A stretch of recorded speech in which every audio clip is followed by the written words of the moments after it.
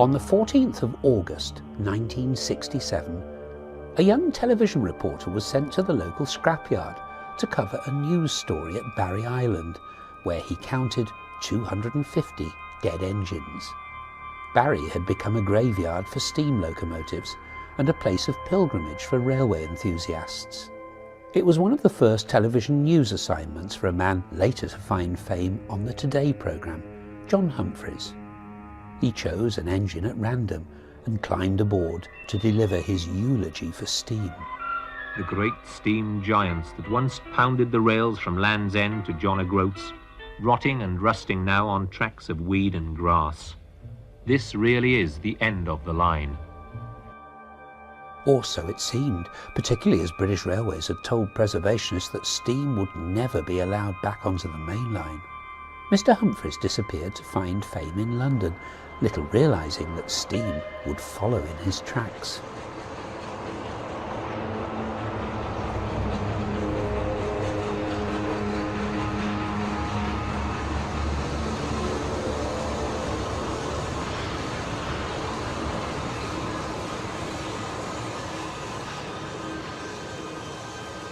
"34027 Tor Valley, of Southern's West Country class, was the very engine the reporter had mounted all those years ago when he pronounced steam dead. The engine was saved by a single-minded Yorkshireman with a romantic streak, who rescued it from the scrapyard in 1980 as a birthday present for his wife. Restoring it was to prove a tremendous labour of love, for Taw Valley had been stripped of many almost irreplaceable components.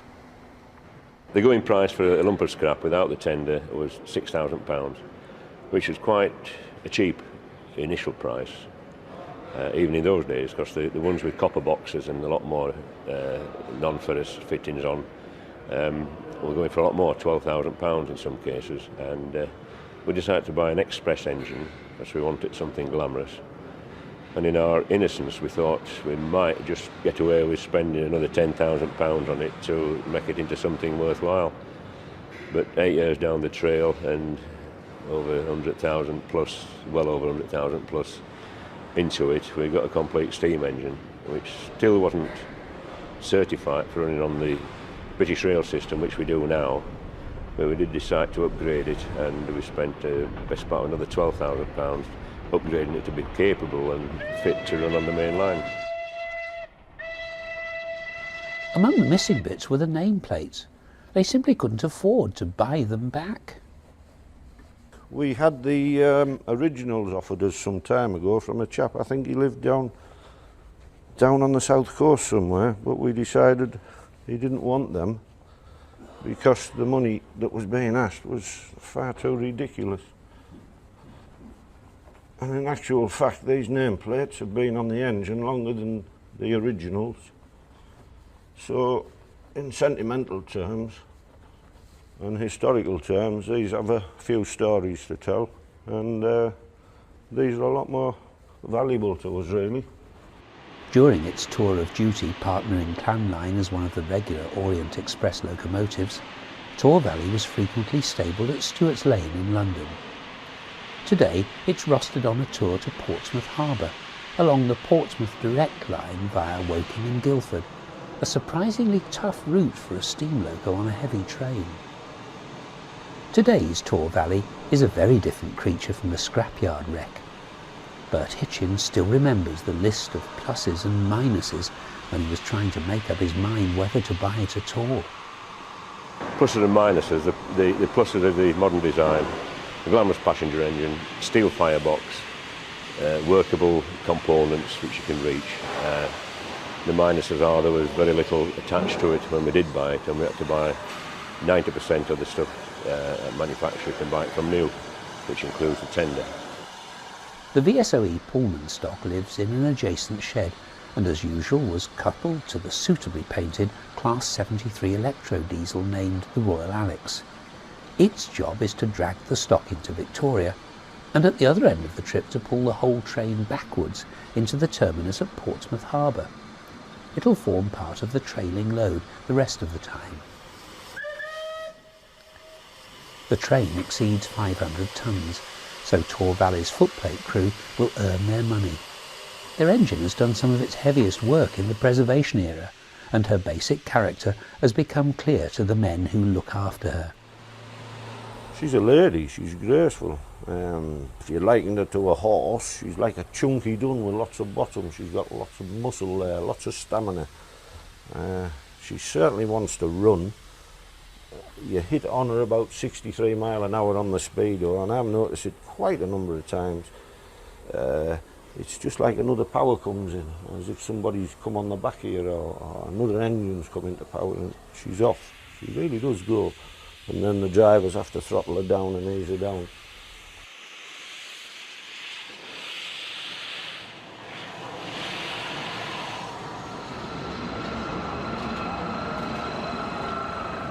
The stock arrives at Victoria's famous boat train platform.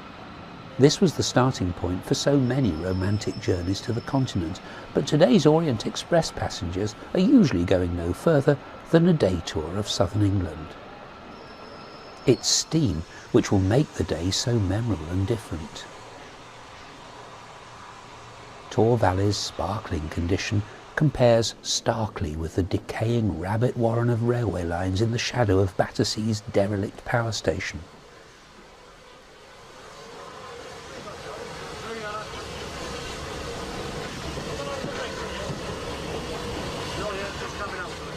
The EWS engine men are a cheerful bunch, but laid-back appearances disguise their underlying watchfulness.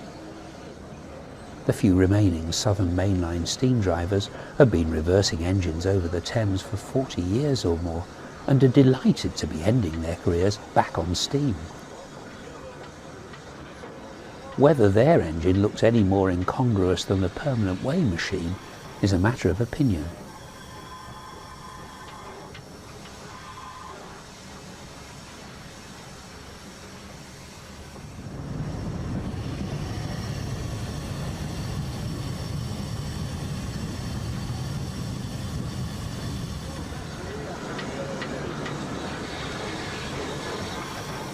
The man in charge, with his back to camera, is Dennis Donovan, the traction inspector, one of the most popular of railway ambassadors.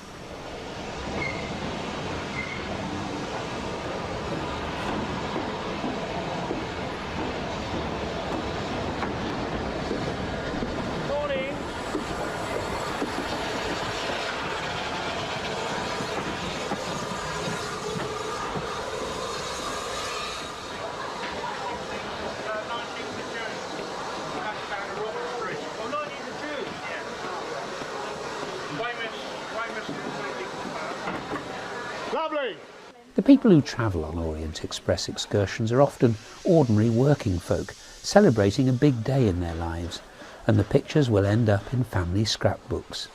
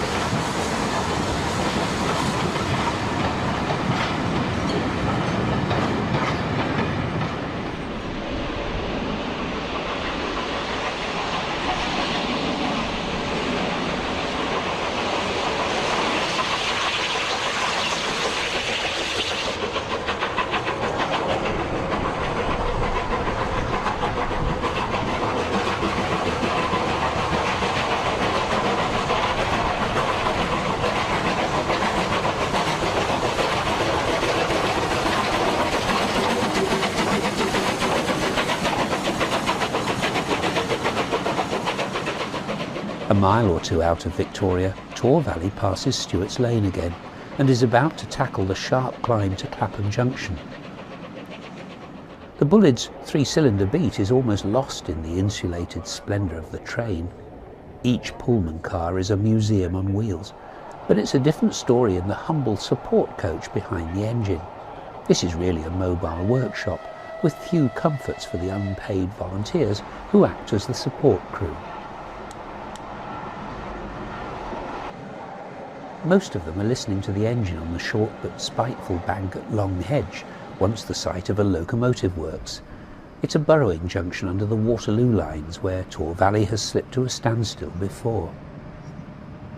Typically of suburbia, the road calls for full regulator, followed immediately by minimum power in readiness for the speed restrictions through Clapham Junction.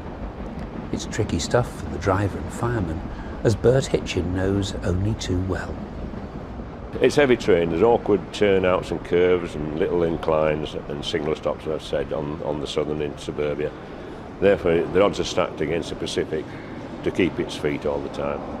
The rails are not too good, especially in November, December down here. There have been some abysmal rail conditions. And I think any locomotive would probably slip the same. Please stand clear from the edge of platform 6. Stand clear from the edge of platform 6. Please stand clear from the edge of platform 6. Please stand clear from the edge of platform 6. Please stand clear from the edge of platform 6.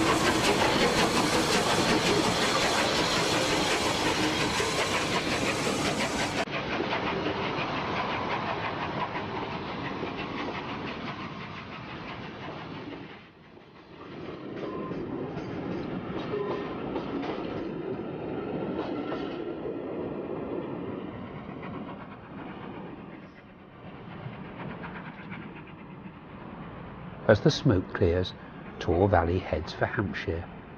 But in the countryside, the mist has been slow to clear, disguising the hilly nature of a route with pitches of 1 in 80 and 2 distinct summits.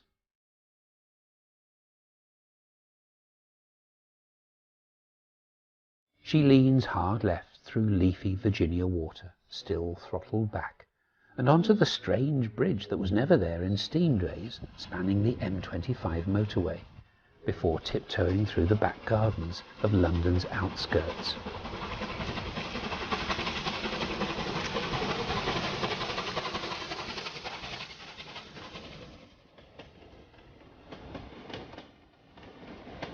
Photographers waiting for her exit from Woking get a contrast in railway liveries.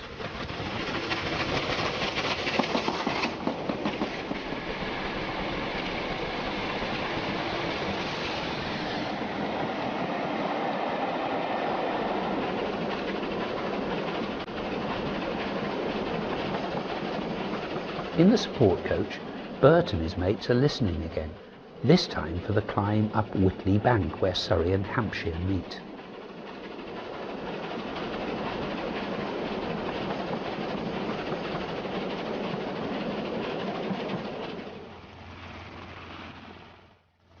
The second summit is the South Downs, and here the locomotive toils uphill from Petersfield towards Burriton Tunnel.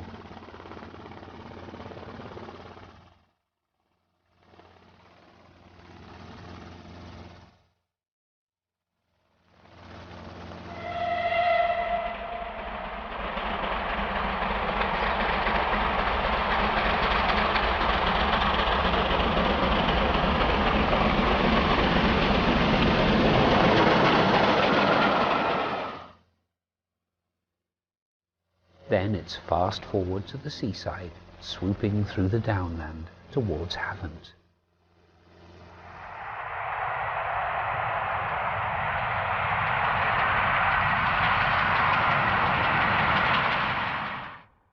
This is Tor Valley running like a Rolls-Royce at 75 miles an hour, the maximum permitted for steam, but way below her capability.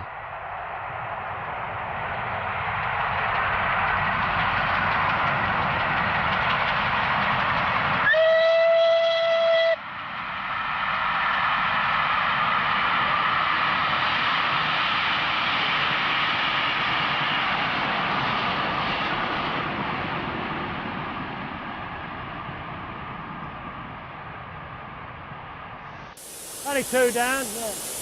There's a parking stop at the middle road at Havant Station where the lines from Brighton join the Portsmouth Direct. They arrived just 2 minutes down and will now try to keep the engine quiet. The traction inspector has had a firing turn and wonders whether they'll burn all the remaining fuel in the firebox on the few short miles into Portsmouth. The driver is Malcolm Hall, who spent his youth firing on the freight link at Eastleigh, so this is his backyard. They'll pull the train to Fareham and then run backwards into Portsmouth via the triangle at Cosham. Nectar of the gods.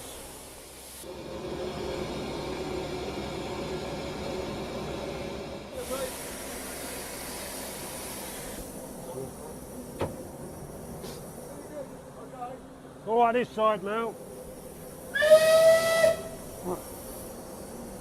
That was a whistle blowing. That noise you can hear is the cylinder cock still open. Regulator. That gauge there corresponds with what steam he's got in the front end there. Why isn't he using all the steam, Dennis? Because he'll slip. Now, there she goes. If you look at that steam pressure, that's what's in the front end. If he was to put that lot in, we'd go into a terrific spin. So he has to regulate it. Hence the name, regulator.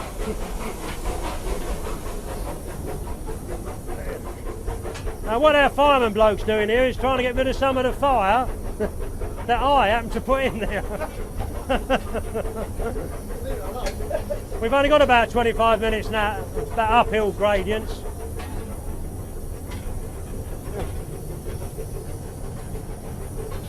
What did you have off of there, Mel? See now, the driver only had 1 yellow there, so we'd be prepared to stop round the corner if it's a red light. So he shut off. Then is this road very subject to that? Do you get a lot of stops and starts? Well, we can do because of level crossing gates, etc. Like, you know, but if the signalman's a bit quick, which we are now, we're right away now, we are. As you can hear.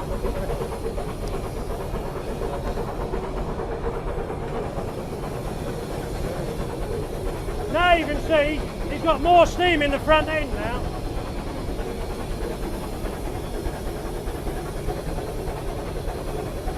Now he's bringing it up. Now what? See? They're almost identical, those 2 gauges.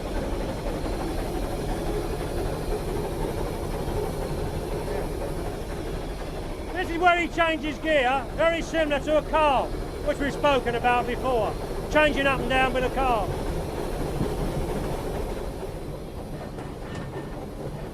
In steam days, Malcolm Hall rarely strayed beyond the Hampshire area. It's surprising how little distance you travelled on a steam locomotive turn, especially on a freight train. All our turns in that link were Salisbury, Bournemouth, Basingstoke, or Fratton or Chichester. That's as far as we went. At that time, 63, Eastleigh was a busy steam shed, a very busy steam shed, with all manner of locomotives. From Bulleids, the Nelsons had just been retired out of service, so the Bulleids were the big engines. And we had all the old southern engines, Q1s, Qs, S15s, Us, Ns, Midland tanks. What else do we have? Standards, 76 standards, 73 standards, and 1 or 2 75 standards. So we had a good old mixture of steam locos. His regular engines were standards like this 76 class loco. They were based, almost all of them were based on LMS designs, the later LMS designs, and they were very functional, easy for the engineman engines, basically. Everything was where it should be, and they were good, strong engines and simple to work on, really. And when you were working every day on steam engines, you were looking for simple to work on, not complications.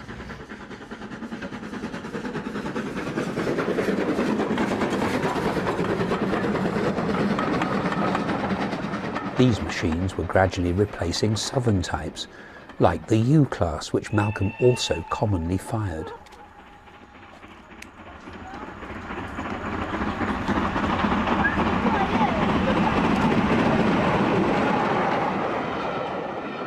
His other regular mount was the S15.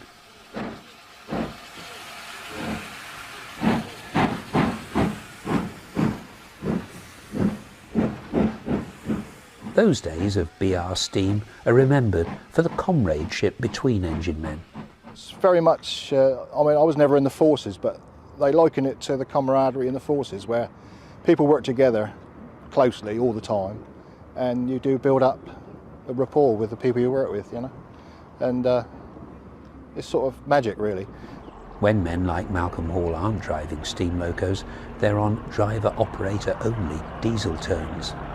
Well, DOO is the norm on EWS. We are on our own all the time on the locomotive, and sometimes you can spend a whole shift and you only see, for instance, I did a turn a couple of weeks ago to Birmingham with tank train, and when you leave Eastleigh Yard you don't see a soul then until you get to Washwood Heath Yard in Birmingham. You see the shunter and you speak to him for about 20 minutes, half an hour, have your break, and then on the way back and they're on your own again. So it's no surprise they enjoy steam. They're running backwards now. The train is being pulled by the Royal Alex towards Portsmouth Harbour Station, an opportunity for a closer look at the fire. In that fire you'll see a blue haze. That's a good sign that that fire's getting dirty. When you see a blue haze on a fire like that, especially when it's as low as that, it's a sure sign that it's getting dirty. It's either clinker or dusty. Now what happens when it is dusty, the dust settles down and forms into clinker. So you haven't got that amount of air coming through the fire. So that means it's got to be cleaned. And when you said, does that mean you've got some work to do? I would have said no, because I won't be doing this fire today. We'll leave it as a support group today. But in VR days then, if you'd been on a trip like this, what would it well, be like for you? no, I won't contradict myself, because there was a time when we used to do mileage like this. Because we only had sometimes an hour turnaround, we wouldn't have cleaned the fire. We'd have darted it, lift the clinker up, broke it up, chase it around the box. That means it finishes up like a lot of ballast in the firebox, and then made the fire up on that. The idea is to break the sheet up. It's a sheet of clinker all over the bars. So once you put the dart in there, which is a fire iron, or rock the bars, you break it up and bring it to the surface and use it as ballast. Then make your fire up on it again. Sometimes a quick turnaround, you didn't have time to clean a fire. Not properly. Portsmouth Harbour, the destination of the rail tour. The passengers will spend the afternoon touring HMS Victory and the docks, and the train will collect them again at tea time. But it'll be a busy afternoon with the engine, which is due to be coaled and watered at the nearby Fratton Yard.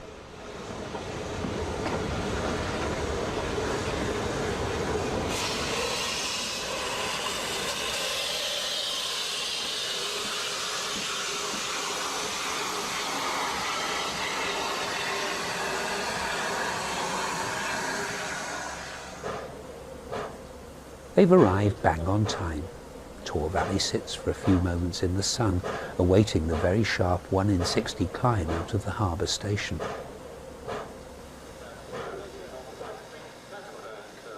This is where Malcolm gets off, handing over to another Eastleigh crew. But first a quick check around the engine and a chance to consider the locomotive's performance from London. It's a 7P machine doing what is really a Class 8 engine's work, though the flies on the buffer suggest they haven't exactly hung about. How's it been for the driver? Good trip. She steamed well, and it's quite a hard trip because West Country's only Class 7, and we got 10 Pullmans and an ED on the back, which makes it about 12 or 13 in weight, so quite a heavy train. So you needed all the power the engine's got to do the job.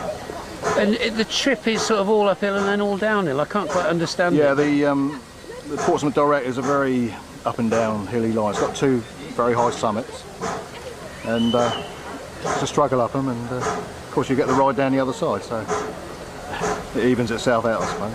We could certainly hear the engine working hard, but sounding good. I mean, coming up Whitley Bank and everyone likes that, yeah.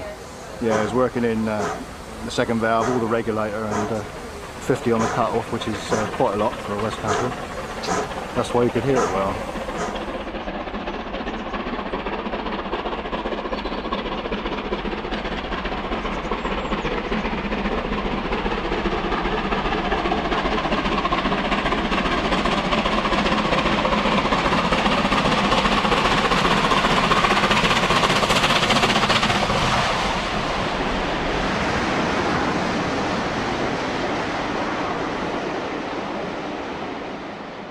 After the glories of Whitley Bank, the engine must now keep her feet, leaving Portsmouth Harbour. The empty coaching stock can't be left in the busy harbour station all afternoon, so 500 tonnes of it have got to be moved.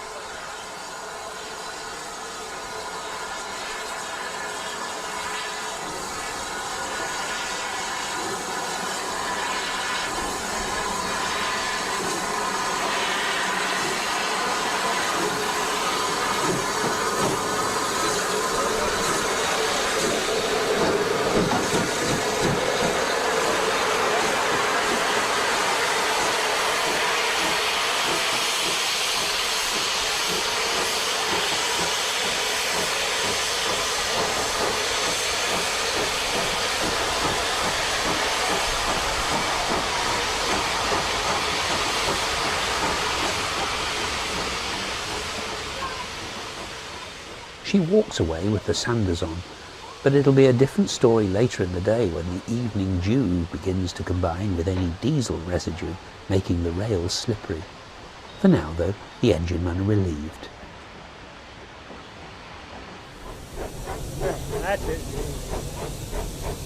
That's the worst part. We're over the worst part. See, she took some sand here to come out here. They're the sands we're working on.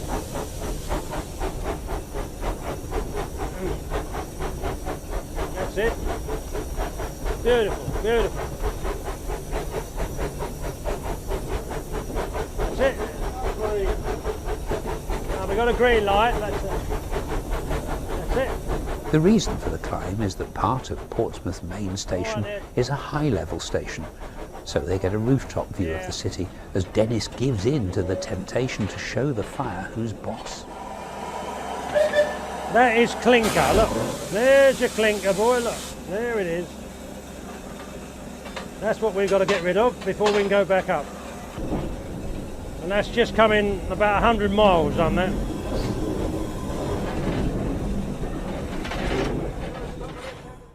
Fratton was once a busy steam shed with everything down to the little terrier tanks that work the Hayling Island branch line. Today, Tor Valley has the place to herself. The support crew can work out how much coal and water she's used. But in a typical trip, like from Victoria today into Portsmouth and then back here, I think there was something like 1,000 to 1,500 gallons left in the tender, which has a capacity of 5,500 gallons. Their main task is cleaning the fire, aided by the rocking grate.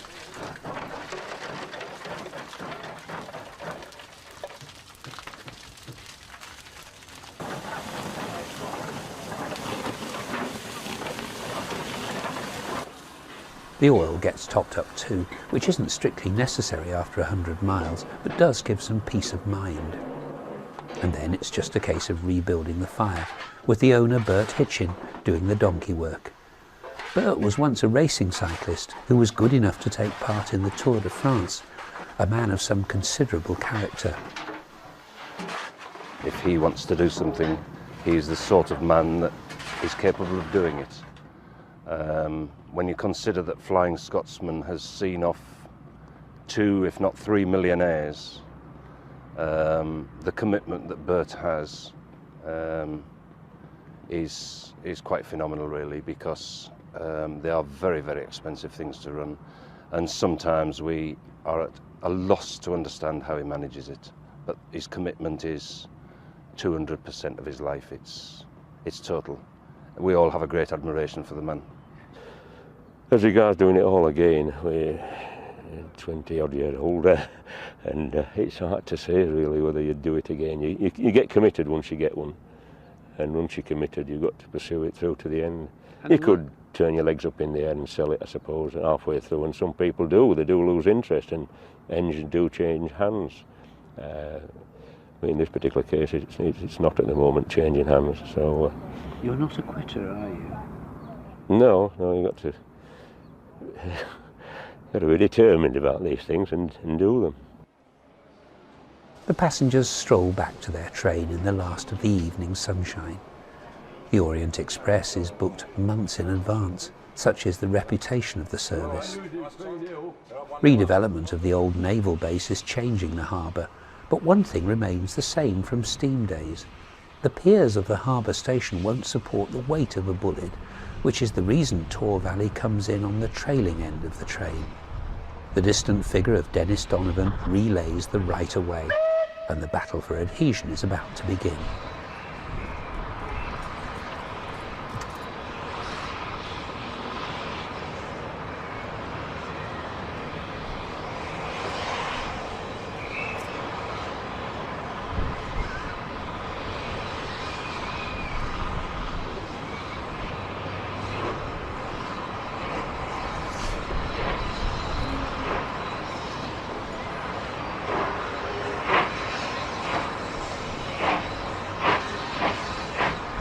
The engine men shun a shove from the electro-diesel on the back. It remains a matter of pride to get away without assistance if they humanly can. At first it looks as though Taw Valley is away cleanly, and the driver can cautiously begin to wind in the cut-off just a fraction. But the real pull only begins once the train is clear of the platforms, which are level, and its full 500-ton weight sits on the engine as they climb the viaduct that can be seen in the foreground.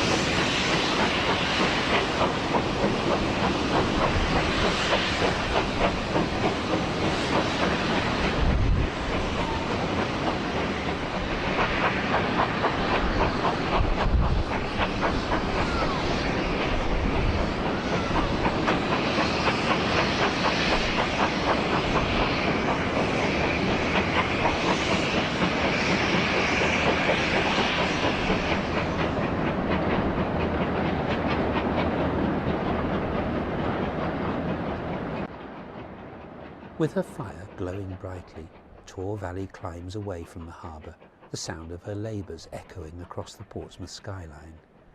In the second part of this programme, we'll be looking in more detail at the engine's performance and joining the crew on the footplate for one of the most demanding climbs in southern England, when the Bulleid will be operated at maximum output.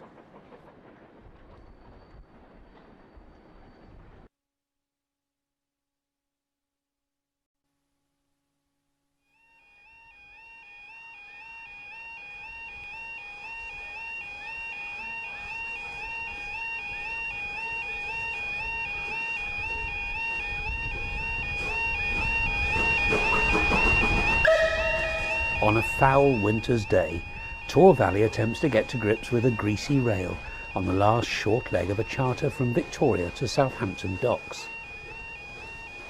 The engine is standing in for Clanline at the head of the Union Castle Express, a one-off train celebrating the centenary of the shipping line. This is the road crossing at Southampton made famous by ocean expresses. The few hundred yards to the terminal building allows an unusually good view of the light Bulleid's motion. Of course, as a rebuilt example, Bulleid's radical features are gone in favour of conventional valve gear. What hasn't changed much is the factor of adhesion, and Malcolm Hall, the driver, has experienced a 60-mile-an-hour slip on the down journey.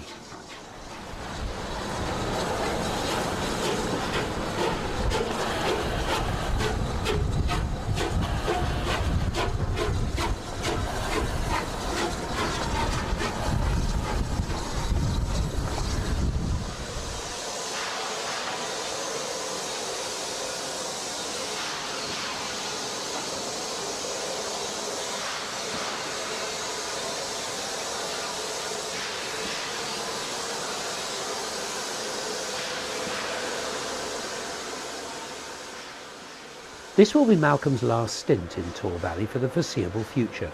The owner, Bert Hitchen, is planning spectacular rail tours in northern England. The engine will be much missed by the southern crews in spite of the odd slip. The Bulleids are known for slipping because they get a lot of power basically stood still. So obviously, like a powerful car, the wheels spin. Part of the problem is with so many diesel locomotives about in certain areas, you get a lot of oil on the line, which doesn't help at all. Partly it's the heavy trains, so it's a combination of things really, and you just got to be a little bit careful on that regulator. And what you do, you pump the regulator, you open it and shut it, open it and shut it, so that not too much steam is getting on the steam chest all at once. In that way, you're controlling the power really, not too much, otherwise they will slip. Enginemen have had a good chance to compare Tor Valley and Clan Line back to back. This is Tor Valley passing Micheldever at speed.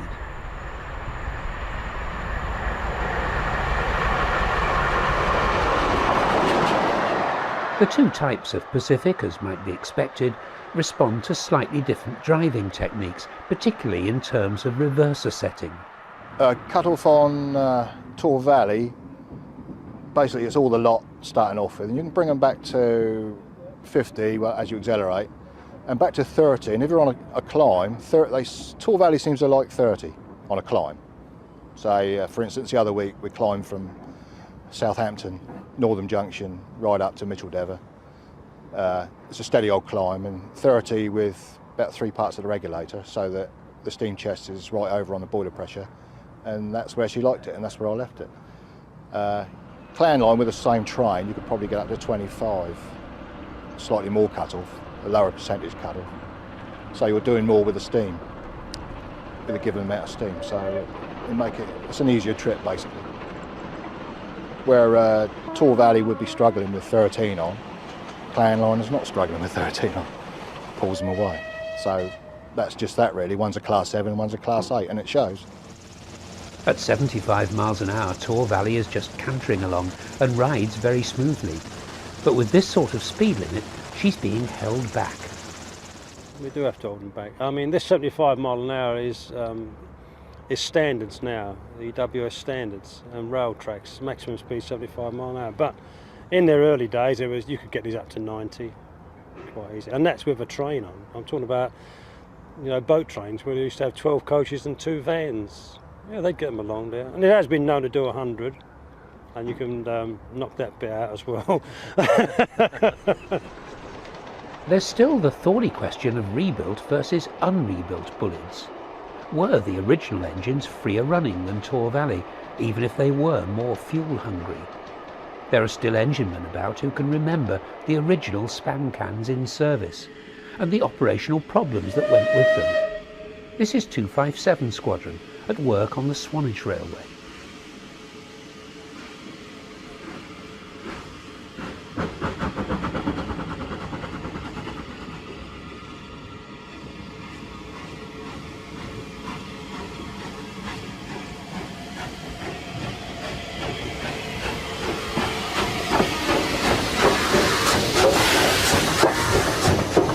That easy-to-wash boiler casing came at a price. Well, from a driver's point of view, I mean, we had no problems, but there was this tendency of the oil bath leaking, and you could get a large accumulation of oil underneath, and when you went on the shed and you were cleaning the fire or dropping the fire, it was quite close to the casing, and a spark from there would go up and the whole engine would go up in flames, quite quickly. Should Bulleid have been so radical with his designs when wartime conditions prevented proper development? Probably not. In any event, the survival of both types has allowed them to be compared in preservation. 257 Squadron and Tor Valley both worked on the North Yorkshire moors for a while, and Neil Henderson, one of the leading lights on Taw Valley, had a chance to drive them both.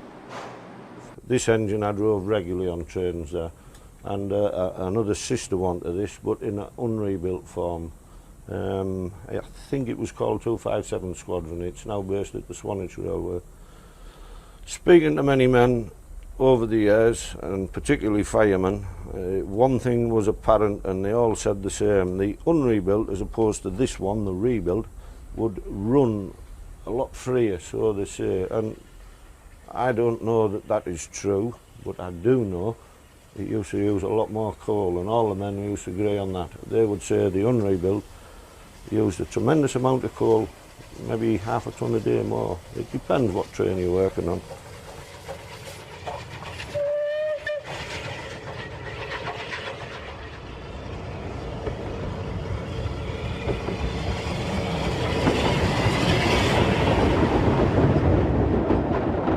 Of the two engines, it's Tor Valley that has the harder life, and this was a typical scene with the VSOE stock. 500 plus tons on, a 1 in 100 bank, a red light ahead, and it's just started raining. The crew have built up the fire for maximum steam raising, but are reduced to watching all that energy disappear through the safety valves until signal failure is diagnosed and the traction inspector is authorised to proceed. Infrastructure problems, including poor track, have been a way of life for Taw Valley.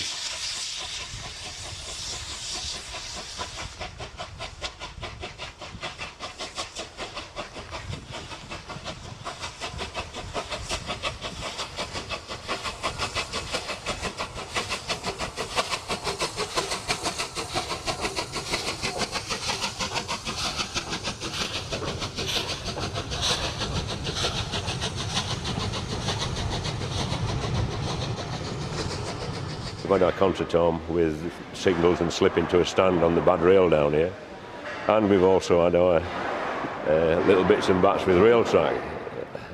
Some of the track is abysmal. I wouldn't put horse and cart over it, let alone the steam engine. One of the curious things about Taw Valley is that Bert and Liz Hitchen have now owned it longer than its entire working life with British Railways. And over the years they've been able to piece together a detailed picture of its history. Well, it ended its days at Salisbury, 72B, which is on the front of the engine at the moment. It was withdrawn in April 1964. It must have been told dead, or I don't know just how, but it got back to Nine Elms in London and stored there.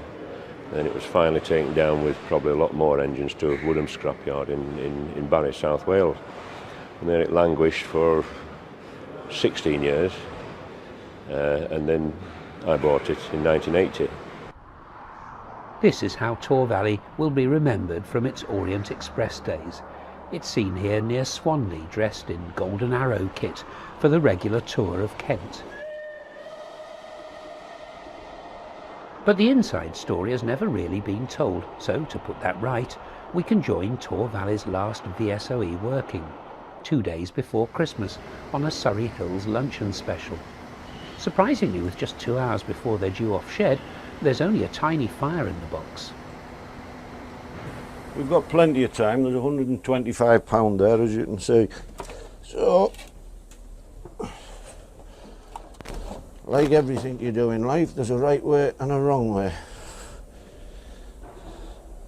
Sometimes the paraffin is just neat paraffin and not oil, and it tends to flash up, so you need to have a bit of stick, just so there's a bit of distance between you and the action end of the rags. They're flaring up nicely. As you can see in there, we've already cleaned the grate. It's not too bad, so there it is.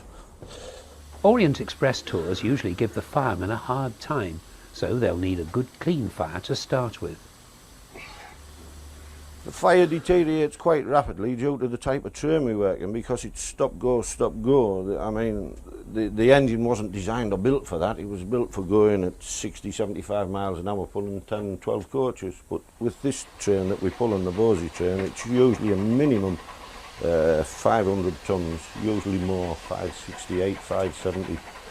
And then of course it's all little twists and dips, and as you know, the track can be very greasy and slippery. In fact, this morning I would imagine it's quite greasy. So the fire, yes, it suffers of course.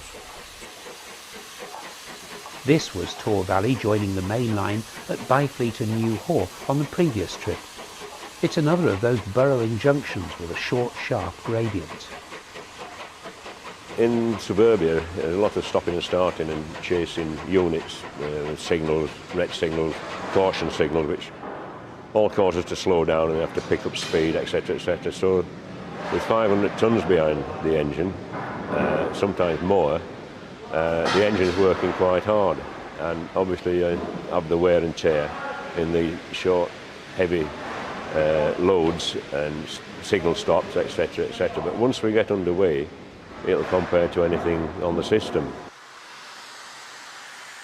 John Neal is the rostered EWS driver, and one of the first things John wants to know is that the sanders are working.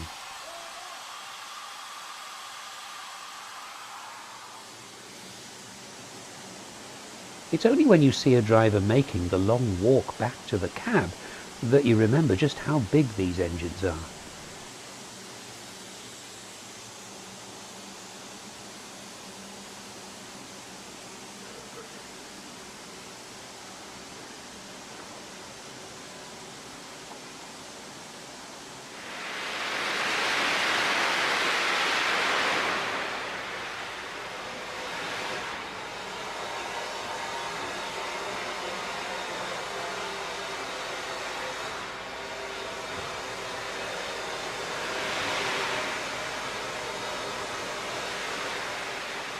£11:15.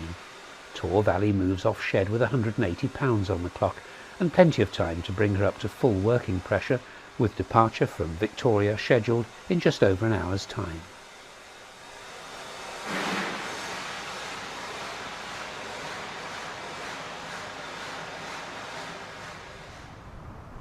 After tootling down through Guildford, she emerges at Shalford Junction, which is where the line to Red Hill splits off from the Portsmouth Direct.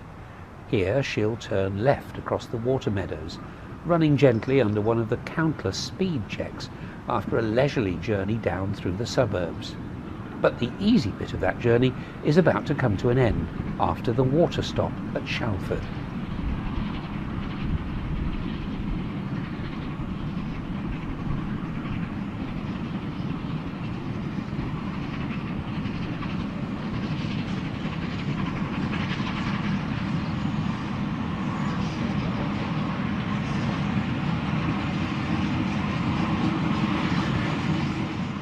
So far, the fireman, Colin Kurzweil, has been mainly concerned with keeping the engine quiet, preventing it blowing off wastefully.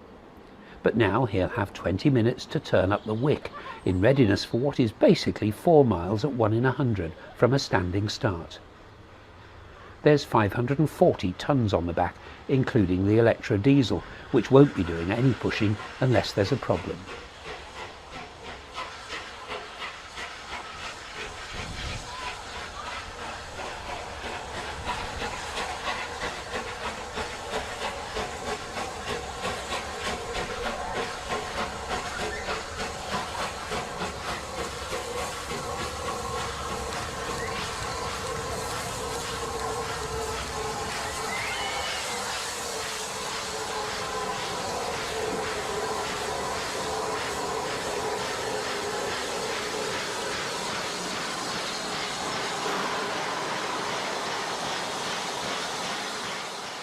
Colin's built the fire up large at the back, as you can see, and it's tapered right down quite sharp.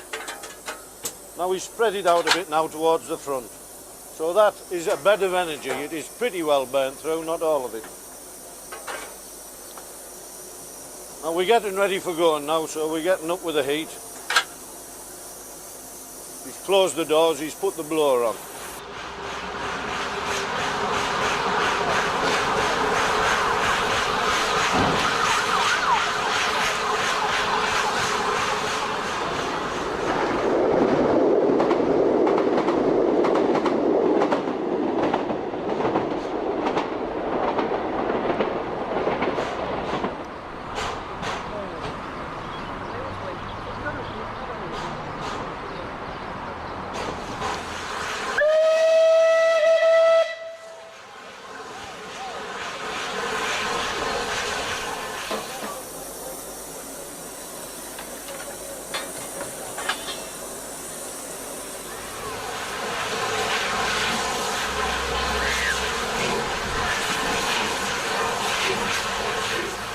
see, the reverser is wound up to full gear almost.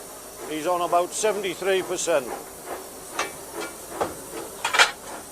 Having got rolling, we've knocked the reverser back. Looking and listening all the time.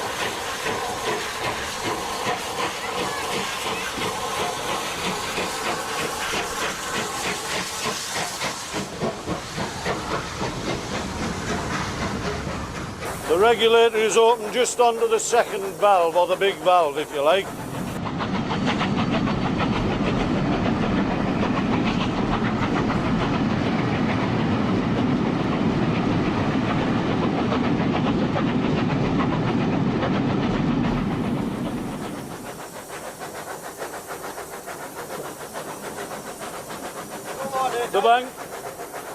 The bank is not far ahead now, Mike. So we're really just still feeling the weight and the load and getting going. John is easing it now, and then he'll open the regulator. So she's now got the full weight of the train, you can feel her working. And she's fighting now. The battle is on.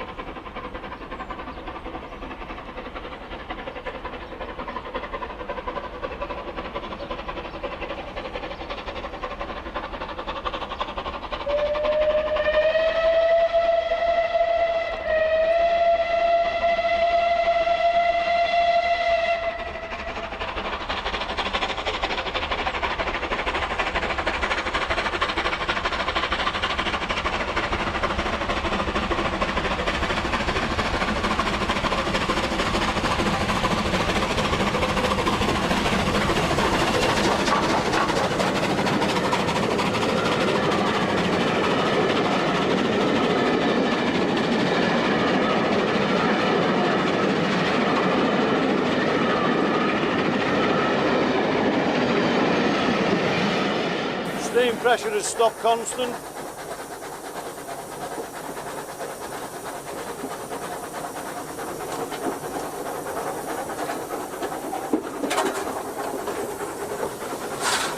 Colin will now top up round the corners of the firebox. He'll pay particular attention going to the sides. As you can see, the fire is starting to get burnt through, nice and hot.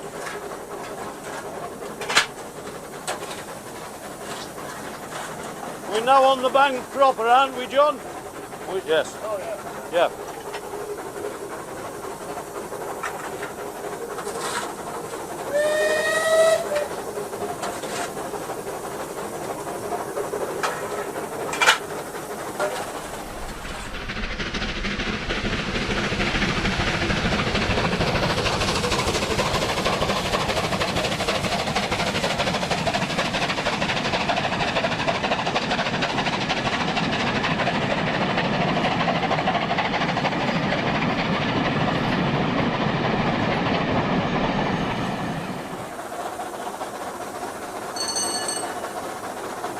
The bell was the AWS saying the road is clear and we have a green signal. Injector's just been put on. Steam pressure is rising.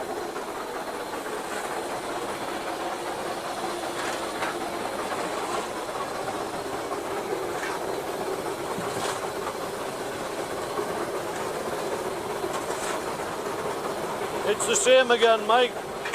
Firing to the sides. All right, Cole.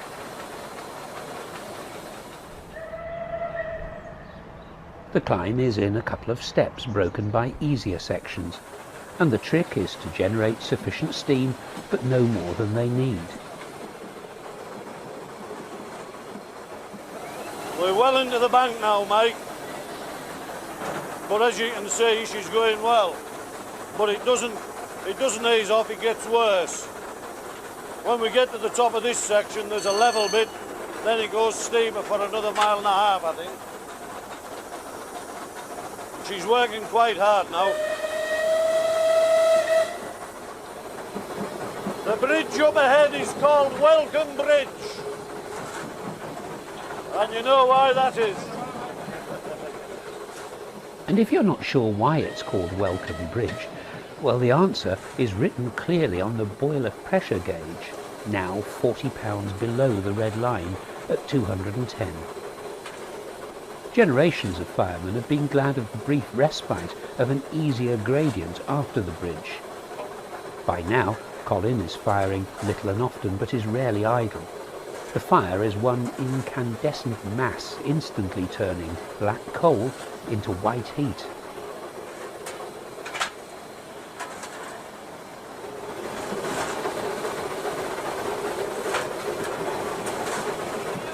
She's doing very well. We're not pushing it, we're just doing the necessary. We could work it a lot harder and do a lot bigger fire, but these boys are professionals. So they're just showing what it can do. Not a sweat, calm and cool, totally in control. We now have a little level bit. We're having an ease now, then we go into the bank again. The next bit is 1 in 96.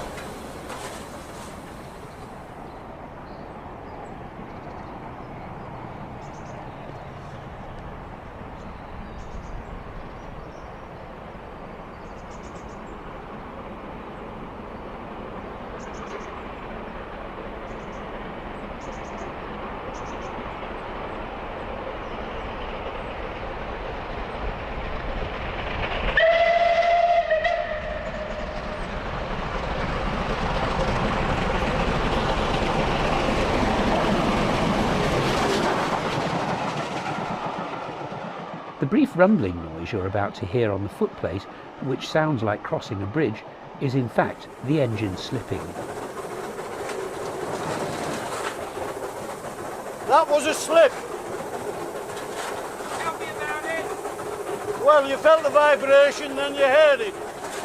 John was there instantly ready to close it. She found her feet again on a good bit of dry rail.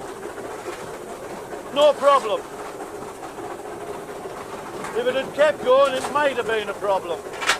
Because when you get vicious, it sucks the water up, a siphoning effect, but that didn't happen.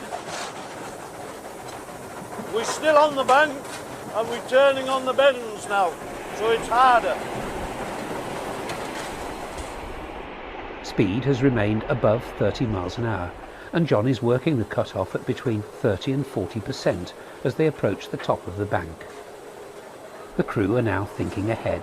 There's a long downhill followed by a pathing stop, so they won't need to make much more steam.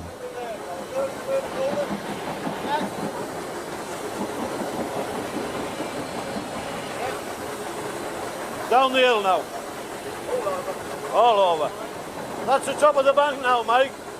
It seemed like a non-event with 540 tons. Actually, we're one coach later this trip. Normally it's 568. Sometimes it's 600, just under. Today's been good with the weather, it's quite dry. If it's wet, it can be a different ball game altogether. But there you go, you've had a trip, it's been exciting. I hope you've enjoyed it.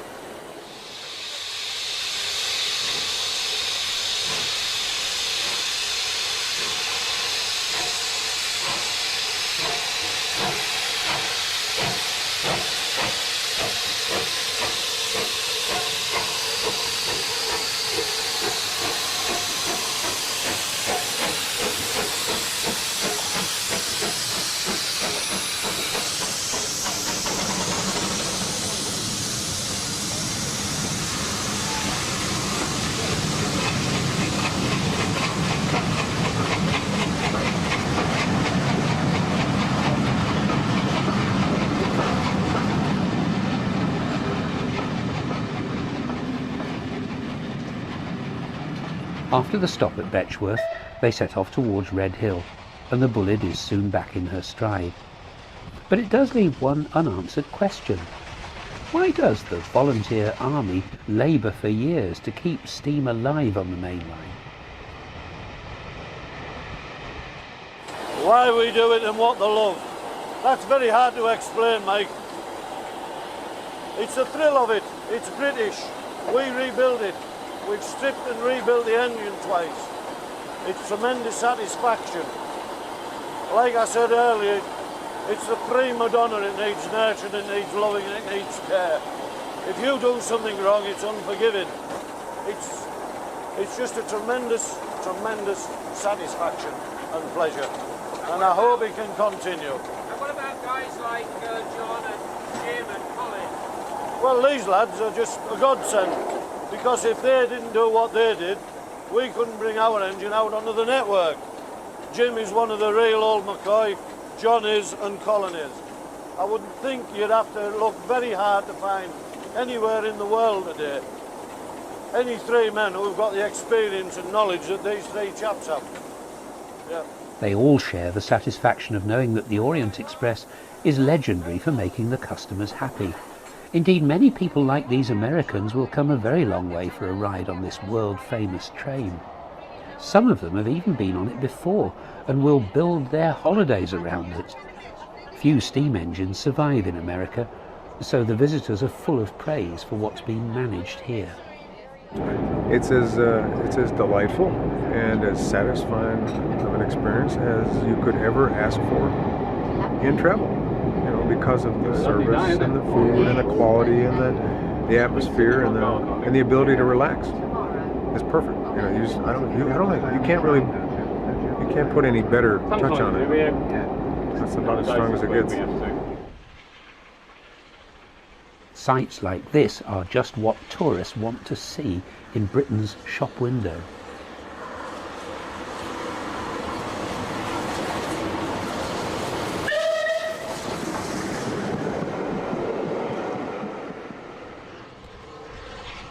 Here, on one of the earlier tours, Tor Valley is looped off the main line at Paddock Wood.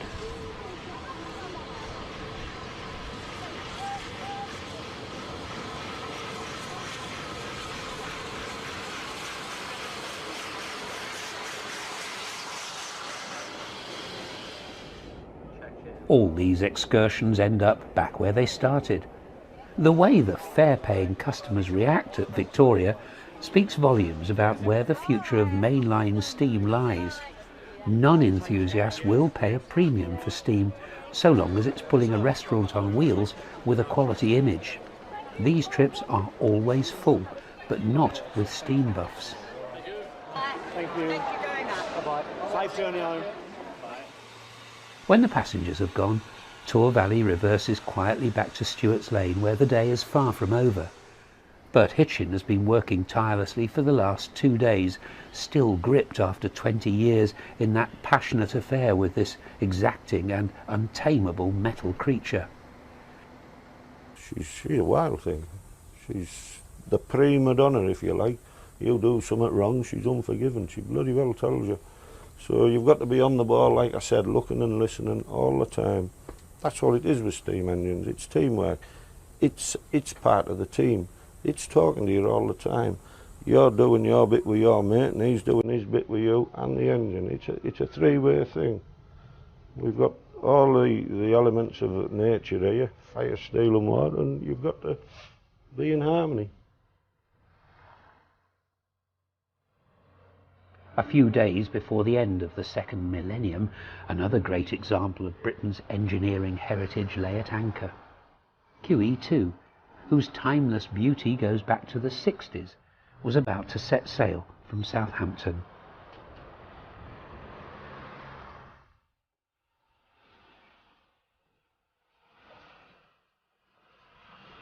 Tor Valley, equally timeless, was a fitting vehicle for the special boat train that had been chartered that night.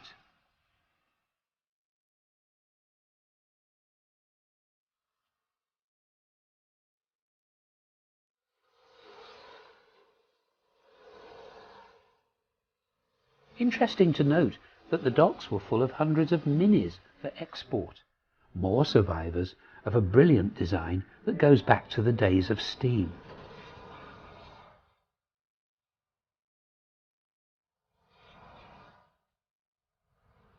Confirmation had come through that Tor Valley had lost her place at the head of the Orient Express. Flying Scotsman was to be tried out instead. Bert Hitchen knew he'd have to find new work for his engine.